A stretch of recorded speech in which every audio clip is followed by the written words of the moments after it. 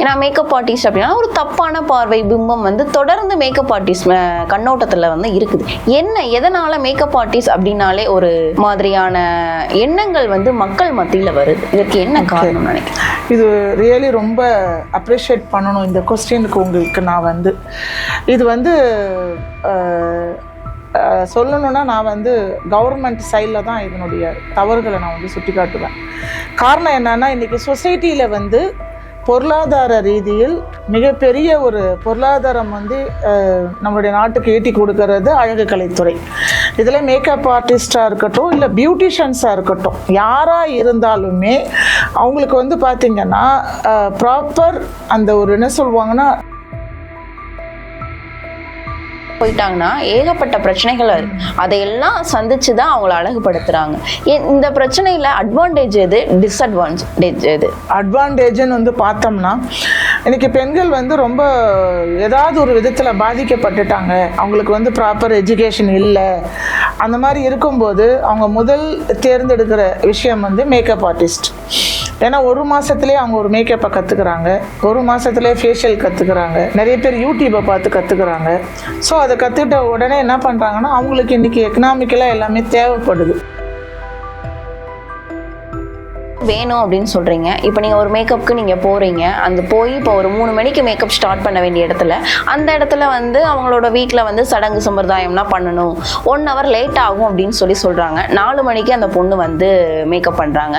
அப்போது உங்களுக்கு 1 hour delay ஆகுது. 5 மணிக்கு முகூர்த்தம் அப்படின்றப்போ அந்த 1 hourல நீங்கள் எல்லாமே பண்ணி முடிக்கணும். அப்போது நீங்கள் அந்த இடத்துல கட்டுப்பாடு வச்சிங்கன்னா அதை கேட்குறதுக்கு அந்த பொண்ணு வீட்லேயோ மாப்பிள்ளை வீட்லேயோ தயாராக இருக்க மாட்டாங்களே. அப்போது அந்த பிரச்சனையை நீங்கள் எப்படி ஃபேஸ் பண்ணுவீங்க? எப்படி ஃபேஸ் பண்ணுவாங்கன்னா, சில பேர் வந்து சிங்கிளாக போயிட்டு ஒரு மேக்கப் பண்ணுறாங்க, சில பேர் ஒரு 5 பேரோட போய் மேக்கப் பண்ணுறாங்க. ஸோ அவங்களுடைய மேன் பவரை பொறுத்து தான் இங்கே வந்து ஒரு 5 members போகிறாங்க, ஒரு ஆர்டிஸ்ட் கிட்ட போகிறாங்கன்னா, இப்போ நாங்களாம் வந்து வேர்ல்டு ரெக்கார்டில் ட்ரைனிங்கை நான் கொடுத்துருக்கேன். ஸோ லாஸ்ட்டு நான் என்னுடைய ரெக்கார்டில் வந்து பார்த்தீங்கன்னா 14 minutesல ஜஸ்ட் ஃபார் 14 minutesல மேக்கப்போட ஹேர் ஸ்டைலோட அவங்க எல்லாமே நாங்கள் பண்ண வச்சு அவங்களுக்கு நாங்கள் சக்ஸஸ் பண்ணியிருக்கோம். எதுக்காகனா ஒருத்தரே பண்ணுவாங்க. இப்போ தான் வந்து சாரி டிராப்பிங்னா தனியாக இருக்காங்க, மேக்கப்புக்கு தனியாக இருக்காங்க, ஹேருக்கு தனியாக இருக்காங்க. அந்த திங்ஸ் எல்லாம் எடுத்து கொடுக்கறதுக்கு அசிஸ்டன்ட்னு ஒருத்தவங்களை வந்து கூட்டிகிட்டு போகிறாங்க. ஆனால் இப்போ எல்லாருமே அப்படி போகிறாங்களான்னா இல்லை, ஒரு சிலர் தான் அந்த மாதிரி போகிறாங்க. நம்ம வந்துட்டு ஒரு பிரைடு கிட்ட முன்ன பேசும்போது நம்ம ஸ்ட்ரிக்டாக ப்ராப்பராக பேசிக்கணும். இன்னொரு விஷயம், மற்றவங்க மாதிரி நம்ம இருக்கணும்னு ஆசைப்பட முடியாது. சில இடங்களில் வந்து நாம் இறங்கி போகும்போது அங்கே இருக்கிற சூழ்நிலைகள் வந்து மாறி தான் இருக்கும். ஸோ எல்லா இடத்துலையுமே நமக்கு ப்ராப்ளம் வருதுன்னு சொல்ல முடியாது. இன்றைக்கி 5 star ஹோட்டலில் போய் நம்ம உட்காந்து சாப்பிட்றோம்னா அங்கே ஒரு காஃபி குடித்தா கூட அங்கே இருக்கிற ரெஸ்பான்சிபிலிட்டி வேறு. அதே நீங்கள் தெருக்கடையில் உட்காந்து நீங்கள் ஒரு டீ குடிக்கிறீங்கன்னா அங்கே கிடைக்கிற ரெஸ்பான்சிபிலிட்டி வேறு. இது ரெண்டுமே நாம் தான் சூஸ் பண்ணுறோம். போகும்போது அங்கே நிறைய ப்ராப்ளம்லாம் இருக்கும். பட் ஆனால் எனக்கு தெரிஞ்ச நான் நிறைய ப்ராப்ளத்தை சந்தித்ததே இல்லை. நான் ரியலி சொல்கிறேன், இது உண்மையான விஷயம். நான் நிறைய ப்ராப்ளத்தை என்னுடைய தொழிலில் வந்து சந்தித்ததும் கிடையாது. நான் என்னை தொழிலை வந்து நான் குறையாக நான் வெளியில் சொன்னதும் கிடையாது.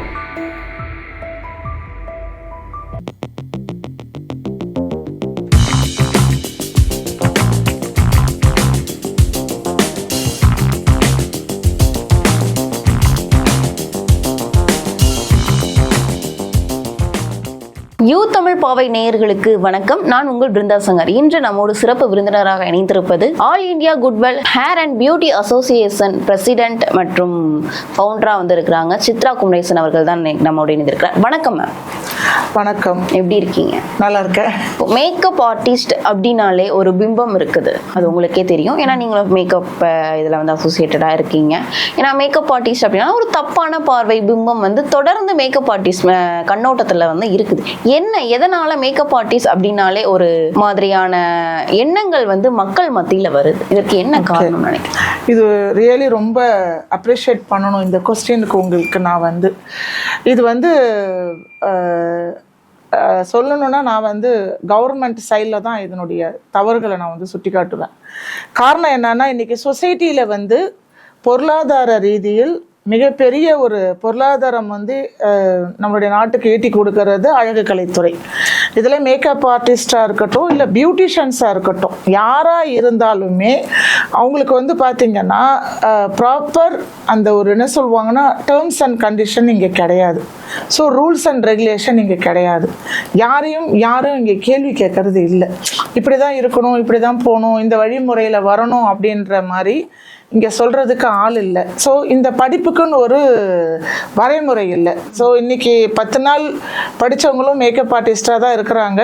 10 வருஷமாக படித்தவங்களும் அவங்களுக்கும் அந்த மேக்கப் ஆர்டிஸ்டாக தான் இருக்கிறாங்க. ஸோ ஒரு பேங்க்கில் ஒரு அப்ரைசர் இருக்கிறாங்க அப்படின்னா அந்த அப்ரைசருக்குன்னு ஒரு கோர்ஸ் இருக்குது. அவங்க முடிச்சுட்டு தான் அந்த கட்டத்துக்குள்ளே அந்த சட்டத்திட்டங்களுக்குள்ளே அவங்க செயல்படுறாங்க. அது மாதிரி ஒரு வேலையும் நான் சொல்லுவேன். பட் அழகு கலைத்துறையை பொறுத்த வரைக்குமே அந்த மாதிரி சட்டத்திட்டங்கள் எதுவுமே இல்லை. ஒருத்தவங்க நல்லா வராங்கன்னா இன்னொருத்தர் அவங்கள திட்டுறாங்க, அவங்க நல்லா வராங்கன்னா இன்னொருத்தர் அவங்கள திட்டுறாங்க. ஸோ எப்பயுமே ஒரு கூட்டுக்குள்ளே அது எல்லாம் ஒரு ஒற்றுமையாக அது ஒரு நல்ல முறையில் செயல்பட்டால் தான் சமூகம் அதை நல்ல பார்வையில் பார்க்கும். ஸோ அழகு கலைத்துறையில் மேக்கப் ஆர்டிஸ்ட்னு மட்டும் அல்லாமல் அழகு கலைத்துறையே வந்து பார்த்திங்கன்னா எதற்குமே வந்து ஒரு கட்டுப்படாத ஒரு விஷயமாக இருக்குது. ஸோ யாரெல்லாம் வந்து இன்றைக்கி இன்ஸ்டாகிராமில் வந்துட்டு ரீலில் பெரிய ஆளாக இருக்காங்களோ அவங்கெல்லாம் இன்றைக்கி பெரிய ஆளாக தெரியறதுனால அவங்க இஷ்டம் போல் செயல்படுறாங்க. அப்படி அவங்க இஷ்டம் போல் செயல்படும் போது அந்த மேக்கப் ஆர்டிஸ்ட்ன்றத ஒரு விஷயத்தை தாண்டி இன்றைக்கி சமூகத்தில் வந்து நிறைய விஷயம் அவங்க டெலிகாஸ்ட் பண்ணுறாங்க. அவங்கள பற்றி அவங்களுடைய பர்சனல் லைஃபாக இருக்கட்டும், இல்லை அவங்களுடைய அன்றாட வாழ்க்கையாக இருக்கட்டும், அவங்க யாரோ ஒரு சிலர் இந்த மாதிரி அந்த ரீலுக்காக கண்டென்ட்டுக்காக அவங்க பண்ணுற விஷயம் இன்னைய ட்ரெண்டிங்கை பொறுத்த வரைக்கும் டோட்டல் எல்லா பியூட்டிஷியன்ஸையும் எல்லா மேக்கப் ஆர்டிஸ்டையுமே மிகப்பெரிய அளவில் பாதிச்சிருக்கு. இப்போ நானுமே 4 இடத்துக்கு போகிறேன்னா மேக்கப் ஆர்டிஸ்ட் அப்படின்னு சொல்கிற மாதிரி இல்லாத ஒரு சூழ்நிலை வந்து உருவாகிருக்கு. ஆனால் நான் மிகவும் நேசிக்கிற தொழில் வந்து துறை வந்து இந்த துறை. அதனால தான் இதுக்கு ஒரு அசோசியேஷனை ஆரம்பித்து அதை வந்து எல்லாருக்கும் நல்லது செய்யணும் அப்படின்ட்டு நாங்கள் எங்கள் கூட இருக்கிறவங்க எல்லாருமே அந்த ஒரு கட்டுக்கோப்புக்குள்ளே தான் இருக்கிறாங்க. பட் ஆஸ் ஏ ஒரு பியூட்டிஷியனாகவும் ஆஸ் ஏ ஒரு மேக்கப் ஆர்டிஸ்டாகவும் இன்றைக்கி வந்து சமூகத்துக்கு போகும்போது ரியலி எனக்கு உண்டான அந்த ரெஸ்பான்சிபிள் எல்லாருமே கொடுக்குறாங்க. என்னை பொறுத்த வரைக்கும் அவங்கவுங்க சரியாக இருந்தால் கண்டிப்பாக அந்த மரியாதை உண்மையாக அவங்கவுங்களுக்கு கிடைக்கும். கண்டிப்பாக மேம். அதே மாதிரி பார்த்தீங்கன்னா மேக்கப் ஆர்டிஸ்ட் வந்து நிறைய பிரச்சனைகளை வந்து சந்திக்கிறாங்க. நிறைய பிரச்சனைகள் இப்போ ஒரு பிரைடலுக்குன்னு போயிட்டாங்கன்னா ஏகப்பட்ட பிரச்சனைகள் அதையெல்லாம் சந்திச்சு தான் அவங்கள அழகுபடுத்துகிறாங்க. இந்த பிரச்சனையில் அட்வான்டேஜ் எது, டிஸ்அட்வான்டேஜ் எது? அட்வான்டேஜ்னு வந்து பார்த்தோம்னா இன்றைக்கி பெண்கள் வந்து ரொம்ப ஏதாவது ஒரு விதத்தில் பாதிக்கப்பட்டுட்டாங்க, அவங்களுக்கு வந்து ப்ராப்பர் எஜுகேஷன் இல்லை, அந்த மாதிரி இருக்கும்போது அவங்க முதல் தேர்ந்தெடுக்கிற விஷயம் வந்து மேக்கப் ஆர்டிஸ்ட். ஏன்னா 1 மாதத்துலேயே அவங்க ஒரு மேக்கப்பை கற்றுக்குறாங்க, 1 மாதத்துலேயே ஃபேஷியல் கற்றுக்குறாங்க, நிறைய பேர் யூடியூப்பை பார்த்து கற்றுக்குறாங்க. ஸோ அதை கற்றுக்கிட்ட உடனே என்ன பண்ணுறாங்கன்னா அவங்களுக்கு இன்றைக்கி எக்கனாமிக்கலாக எல்லாமே தேவைப்படுது. ஸோ தேவைப்படும் போது அது ஒரு ஆயுதமாக கையில் எடுத்துடுறாங்க. எடுக்கும்போது ஒரு மேக்கப்புக்குன்னு அவங்க போகிறாங்க அப்படின்னு பார்த்தீங்கன்னா நாம் சொல்கிறது தான். ஒரு டாக்டர்கிட்ட போனோம்னா தலைவலிக்குதுன்னு சொல்லும்போது டாக்டர் சொல்கிற டேப்லெட்டு தான் வந்துட்டு பேஷண்ட் வந்து எடுக்கிறாங்க. அங்கெல்லாம் வந்து பார்த்திங்கன்னா ஒரு அட்வொகேட்டிட்ட போகிறோம் அப்படின்னா நம்மளுடைய ப்ராப்ளத்தை மட்டும்தான் அவங்கள்ட்ட சொல்லணும்.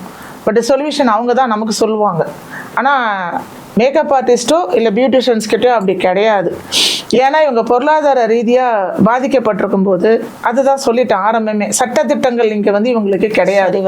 அப்படி இருக்கும்போது என்ன பண்ணுறாங்கன்னா நீங்கள் 12 மணிக்கு மேக்கப்புக்கு கூப்பிட்டாலும் நான் வரேன், 3 மணிக்கு நான் மேக்கப் கூப்பிட்டாலும் நான் வரேன், 10,000 சொல்கிறேன், நீங்கள் எனக்கு 5,000 கொடுத்தாலும் நான் மேக்கப்புக்கு வரேன், 3,000 கொடுத்தாலும் நான் மேக்கப்புக்கு வரேன்னு சொல்லி அவங்களுடைய பொருளாதாரத்துக்காக அவங்க இறங்கி போகும்போது தான் அவங்க அங்கே நிராகரிக்கப்படுறாங்க, மரியாதை இல்லாமல் அவமதிக்கப்படுறாங்க. ஸோ அதுக்கப்புறம் இவங்க இங்கே வெளியில் வந்து புலம்புறது வந்து வேஸ்ட்டு. ஸோ ஆரம்பமே நம்ம ஒரு வரைமுறையோடு அது வந்து கரெக்டாக நம்ம அந்த இடத்துல கட்டுப்பாடு வச்சோம் அப்படின்னா அந்த இடத்துல நம்ம வந்து பின்வாங்குறோம் தானே. கட்டுப்பாடுன்னா அப்போ எல்லா இடத்துலையுமே கட்டுப்பாடு வச்சதுனால தானே அவங்க நல்ல முறையில் திகழப்படுறாங்க. கட்டுப்பாடு இருந்தால் தான் ஒரு காரே ஓட்டும்போது அதுக்கு கட்டுப்பாடு இருந்தால் தான் நினச்ச இடத்துல நிறுத்தணும், வேகமாக போகிற இடத்துல போகணும். எப்பயுமே அது வேகமாக போய்கிட்டே இருந்தால் அதுக்கு நமக்கு வந்து நமக்கும் ஆபத்து, நம்ம முன்னாடி இருக்கவங்க ஆபத்து. ஸோ நமக்கும் மரியாதை கிடையாது, நம்ம செய்கிற தொழிலுக்கும் மரியாதை கிடையாது. நீங்கள் சொல்றீங்க கட்டுப்பாடு அப்படின்றது வந்து வேணும் அப்படின்னு சொல்றீங்க. இப்போ நீங்க ஒரு மேக்கப்புக்கு நீங்க போறீங்க, அந்த போய் இப்போ ஒரு 3 மணிக்கு மேக்கப் ஸ்டார்ட் பண்ண வேண்டிய இடத்துல அந்த இடத்துல வந்து அவங்களோட வீட்டில் வந்து சடங்கு சம்பிரதாயம்னா பண்ணணும், 1 hour லேட் ஆகும் அப்படின்னு சொல்றாங்க. 4 மணிக்கு அந்த பொண்ணு வந்து மேக்கப் பண்றாங்க.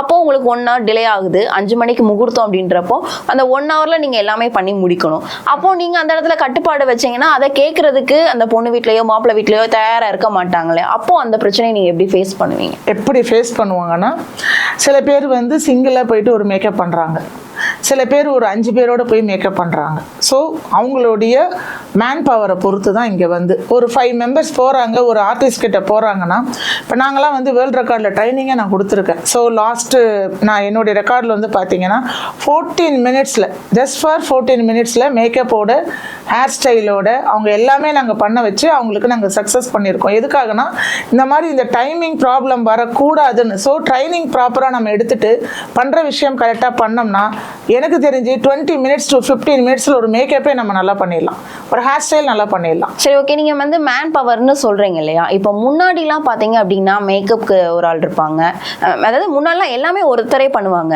இப்போ தான் வந்து சாரி டிராப்பிங்னா தனியா இருக்காங்க, மேக்கப்புக்கு தனியா இருக்காங்க, ஹேருக்கு தனியா இருக்காங்க, அந்த திங்ஸ் எல்லாம் எடுத்து கொடுக்கறதுக்கு அசிஸ்டன்ட்னு ஒருத்தவங்களை வந்து கூட்டிட்டு போறாங்க. ஆனா இப்போ எல்லாருமே அப்படி போறாங்களான்னா இல்ல, ஒரு சிலர் தான் அந்த மாதிரி போறாங்க. ஒரு சிலர் எல்லாமே அவங்களே தான் பண்றாங்க, ஒரே ஆள் தான் எல்லாத்தையும் வந்து மெயின்டைன் பண்றாங்க. வேணா அசிஸ்டண்டா வேணா ஒருத்தர் இருப்பாங்க, அவங்களுக்கு மேக்ஸிமம் வந்து எடுத்து கொடுக்கறது திங்ஸ் கேட்டாங்கன்னா எடுத்து கொடுக்குற அளவுக்கு தான் நாலேஜ் இருக்கும். அப்போ அந்த சிச்சுவேஷன்ல அவங்க என்ன பண்ணுவாங்க, என்ன பண்ணணும்? அந்த மாதிரி ஒரு சுச்சுவேஷனில் வந்துட்டு நம்ம வந்துட்டு ஒரு பிரைடு கிட்ட முன்ன பேசும்போது நம்ம ஸ்ட்ரிக்டாக ப்ராப்பராக பேசிக்கணும். இன்னொரு விஷயம், மற்றவங்க மாதிரி நம்ம இருக்கணும்னு ஆசைப்பட முடியாது. சில இடங்களில் வந்து நாம் இறங்கி போகும்போது அங்கே இருக்கிற சூழ்நிலைகள் வந்து மாறி தான் இருக்கும். ஸோ எல்லா இடத்துலையுமே நமக்கு ப்ராப்ளம் வருதுன்னு சொல்ல முடியாது. இன்றைக்கி 5 star ஹோட்டலில் போய் நம்ம உட்காந்து சாப்பிட்றோம்னா அங்கே ஒரு காஃபி குடித்தா கூட அங்கே இருக்கிற ரெஸ்பான்சிபிலிட்டி வேறு. அதே நீங்கள் தெருக்கடையில் உட்காந்து நீங்கள் ஒரு டீ குடிக்கிறீங்கன்னா அங்கே கிடைக்கிற ரெஸ்பான்சிபிலிட்டி வேறு. இது ரெண்டுமே நாம தான் சூஸ் பண்ணுறோம். ஸோ இப்போ எனக்கு என்ன ஒரு நீங்க இந்த ரெஸ்பான்சிபிலிட்டின்னு சொல்றத எதை மெயினா வச்சு சொல்றீங்க? எதை அதை தான் சொல்ல வரேன். இதுக்கு முன்னாடி எல்லாம் மேக்கப் ஆர்டிஸ்ட் நாங்களாம் வந்து மேக்கப் ஆர்டிஸ்டா மேக்கப்லாம் பண்ண போனப்போ எங்களுக்கு போகும்போது அங்கே நிறைய ப்ராப்ளம்லாம் இருக்கும். பட் ஆனால் எனக்கு தெரிஞ்ச நான் நிறைய ப்ராப்ளத்தை சந்திச்சதே இல்லை. நான் ரியலி சொல்கிறேன், இது உண்மையான விஷயம். நான் நிறைய ப்ராப்ளத்தை என்னுடைய தொழிலில் வந்து சந்தித்ததும் கிடையாது. நான் என்னை தொழிலை வந்து நான் குறையாக நான் வெளியில் சொன்னதும் கிடையாது. ஸோ இப்போ என்ன பண்ணுறாங்கன்னா சின்ன விஷயத்தை கூட சிம்பத்தியை க்ரியேட் பண்ணுறாங்க. ஒரு ரீல்காக தன்னை வந்து எல்லாரும் வந்து நாங்கள் இவ்வளோலாம் கஷ்டப்படுறோம். ஒரு மேக்கப் ஆர்டிஸ்ட் வந்து சொல்கிறாங்க, நான் இவ்வளோலாம் மேக்கப் பண்ணேன், எனக்கு முதுகெல்லாம் வலிக்குதுன்னு அதை நெட்டி முறிகிற மாதிரி இந்த மாதிரி எல்லான விஷயத்தை வந்து வெளிப்படுத்தும் போது தான் விமர்சனங்கள் வந்து நிறைய வருது. ஸோ எந்த வேலை செஞ்சாலுமே பெண்களுக்குன்னு வந்து எல்லா கஷ்டங்களும் இருக்கும். ஸோ அதை எல்லாத்தையுமே நம்ம வெளியில் சொல்ல போய் இது உண்மையாக வெளியில் பரவலாக வருது.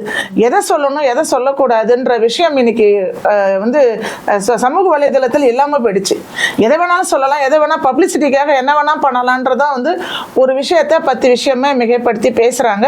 ஆனால் ஸ்ட்ரகிள் அவங்களுக்கு இருக்குது. சில பேருக்கெல்லாம் மேக்கப் அவங்க மேக்கப்பை மேக்கப் பண்ண உள்ளே போகும்போது சில ஜுவல்ஸ் எல்லாம் காணோன்னு சொல்லி ஸோ அவங்க மேலே பழியெல்லாம் வந்து ஸ்டேஷன் வரைக்கும் அந்த கேஸ்லாம் போய் நான் அந்த மாதிரி இருக்கவங்களுக்குலாம் வெளியில் தெரியாது. பட் அந்த மாதிரிலாம் நான் நிறைய ஹெல்ப் பண்ணியிருக்கேன். அவங்களுக்காகலாம் வந்து எங்கள் அசோசியேஷன் மூலியமாக நிறைய நான் வந்து ஹெல்ப் பண்ணியிருக்கேன். ஸோ இதுக்கு நான் ஒன்று தான் எல்லா மேக்கப் ஆர்டிஸ்ட்டுக்கும் சொல்லுவேன். ஸோ மேக்கப் ஆர்டிஸ்ட் ரொம்ப தெளிவாக இருங்க, ரொம்ப கிளியராக இருங்க. ஸோ உங்களுடைய ஒர்க் என்னமோ அதை மட்டும் பாருங்கள். தனியாக மட்டும் எங்கேயும் போகாதீங்க. ஒரு ஹோம் சர்வீஸ்க்கு போனால் கூட தயவு செஞ்சு தனியாக போகாதீங்க. உங்கள் கூட யாராவது ஒருத்தர் 2 பேரை கூட்டுட்டு போங்க, ஷேர் பண்ணி கொடுங்க. இன்னும் 10 விஷயம் நம்ம நிறைய வந்து பண்ணலாம். உங்களுக்குன்னு ஒரு கேப்பபிலிட்டி மேன் பவர் வந்து இருக்கும். கண்டிப்பாக நீங்கள் சொன்னீங்க, இந்த மேன் பவரை பற்றி சொன்னீங்க. ஆனால் இதுக்கு முன்னாடி அந்த ஒருத்தரே போய் அந்த டைம்குள்ளே சமாளித்து மேக்கப் பண்ணி முடிச்சவங்களும் இருக்காங்க. இப்போ அந்த 5 பேர் போய் மேக்கப் பண்ண முடியாமல் சிரமப்பட்டவங்களும் இருக்காங்க. அந்த டைம்குள்ளே சிரமப்பட்டவங்களும் இருக்காங்க. இப்போ இருக்கிற சூழ்நிலையில் இந்த 5 5 பேர் போறது, இந்த 2 பேர் 3 பேர் வந்து சேர்ந்து போறது வந்து இந்த காலகட்டங்கள்ல சரியா இருக்குதா இல்ல தவறா? இந்த காலகட்டத்துக்கு வந்துட்டு இப்ப ரொம்ப வந்து இப்ப யாருக்குமே பொறுமை கிடையாது. பொறுமையான ஒரு விஷயத்த பண்ணணும்ன்ற அந்த விஷயமே இப்ப எங்கேயும் கிடையாது. ஒரு இடத்துக்கு இப்ப நம்ம 10 நிமிஷம் லேட்டா போனாலும் ஒரு பயத்தோட தான் அங்க நம்ம போக வேண்டியதா இருக்கு. அதே போல நம்ம பண்ற விஷயம் லேட்டாக நீங்க என்னதான் அந்த மேக்கப் நீங்க அழகா பண்ணியிருந்தாலும் அதை ரசிக்க அங்க யாருமே இருக்க மாட்டாங்க. ஸோ அதனால இன்னைக்கு மக்கள் இன்னைக்கு எப்படி இருக்காங்களோ அவங்க கிட்ட நம்ம வந்து ப்ரொஃபஷனலாக மாற்றிக்கணும். ஏன்னா யார் என்ன பேசினாலும் எனக்கு என் ப்ரொஃபஷனல் முக்கியம், எனக்கு என்னுடைய ஃபேமிலி முக்கியம், எனக்கு பொருளாதாரம் முக்கியம்னு வரும்போது சில விஷயத்தை நம்ம வந்து கொஞ்சம் விட்டு கொடுத்து போகணும். எப்பயுமே அதுதான் சொல்கிறேன். ஒரு 4 பேர் நம்ம கூட இருக்காங்கன்னா ஒருத்தரை பார்க்கும்போது இவங்க செய்வாங்களான்னு சந்தேகம் வரும். ஒரு 4 பேர் இருக்கும்போது சீக்கிரம் முடிச்சிருவாங்கன்னு தோணும். அதனால் ஸோ ஒரு டீமாக அந்த ஒர்க் பண்ணாங்கன்னா அது கண்டிப்பாக சக்ஸஸ் தான் ஆகும். அந்த டீம் யாரோ கிடையாது, அவங்க எல்லாருமே ஒரு மேக்கப் ஆர்டிஸ்டாக இருப்பாங்க, சாரி டிராப்பராக இருப்பாங்க, ஹேர் ஸ்டைலிஸ்டாக இருப்பாங்க. அப்படி இருக்கும்போது ஆளுக்கு மேக்கப் ஒருத்தர் போடுறாங்க, ஒரு ஹேர் ஸ்டைல் பண்ணுறாங்கனாலே நமக்கு மேக்ஸிமம் ஒர்க்கு நமக்கு முடிஞ்சிருச்சு. இப்போ அது இல்லாமல் சாரி ஃபோல்டிங் வேறு வந்துருச்சு.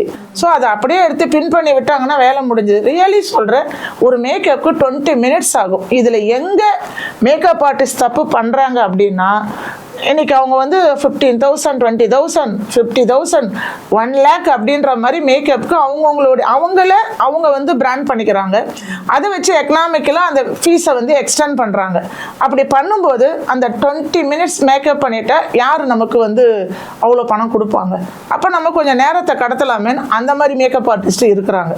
ஸோ அதெல்லாம் நம்ம வந்துட்டு அவங்களுடைய பிஸ்னஸ் எத்திக்ஸு.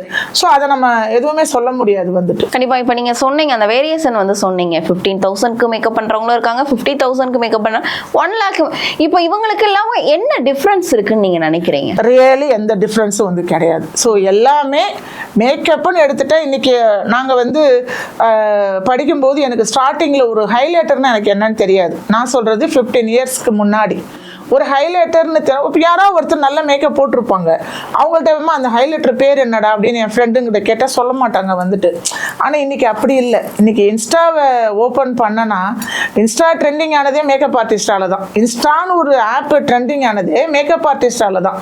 ஸோ இன்னைக்கு வந்து அவ்வளோ விஷயம் வந்து நம்ம வந்து சாதாரணமாக வந்து விஷயத்தை இன்னைக்கு தெரிஞ்சுக்கிற மாதிரி ஒரு சூழ்நிலையாக போச்சு. அது உண்மையாக ரியலி அது நல்ல விஷயமே இல்லைன்னு தான் சொல்லுவேன். அது வந்து ஒரு நல்ல பாதையும் அது கிடையாது. நமக்குள்ள அந்த ரகசியத்தை வந்து வெளியில சொல்லும்போது அதுக்குண்டான ரெஸ்பான்சிபிள், அதுக்கு மரியாதையும் வந்து கிடைக்கிறதுக்கு வந்து வாய்ப்பே கிடையாது. அப்ப சொல்லக்கூடாதுன்னு சொல்றீங்களா? கண்டிப்பா நம்மளுடைய பிசினஸோடைய அந்த ரகசியத்தை வந்து பிசினஸ்க்கு எப்பயுமே ஒரு ரகசியம் தேவை.